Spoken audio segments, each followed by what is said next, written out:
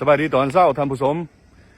มื่อนี้ส่งแพงสืบต่อเที่ยวชมอยู่นครเป่าซานแล้วก็เมื่อวานนี้เนาะพวกเขาเฮ็ดเวียกแล้วเนาะได้พักผ่อนอยู่เหมืองน้อยเหมืองเฮือโอ้เหมืองน้อยแห่งนี้งามสุดยอดเมื่อนี้พวกเขามาเบิ่งเนาะโอ้ทิวทัศน์งามหลายแล้วก็อยู่เบื้องนั้นเนาะก็เป็น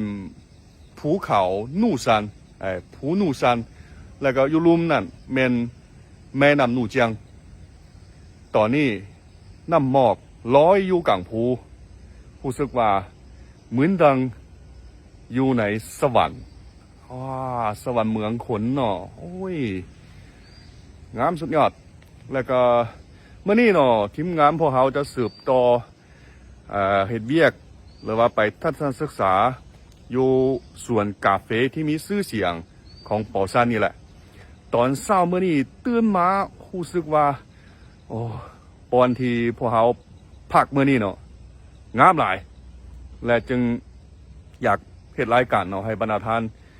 มาติดตามชมวิวอยู่แห่งนี้ถึงว่าบ่มีแสงแดดเมื่อนี้นะแต่อากาศสดชื่นหาก็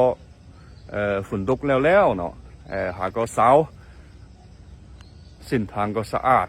แล้วก็ตอกไม้นาสนิทกำลัง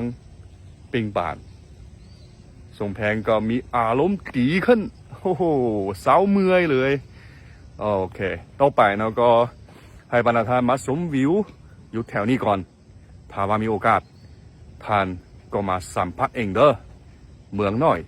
เมืองเฮือนครเป่าซาน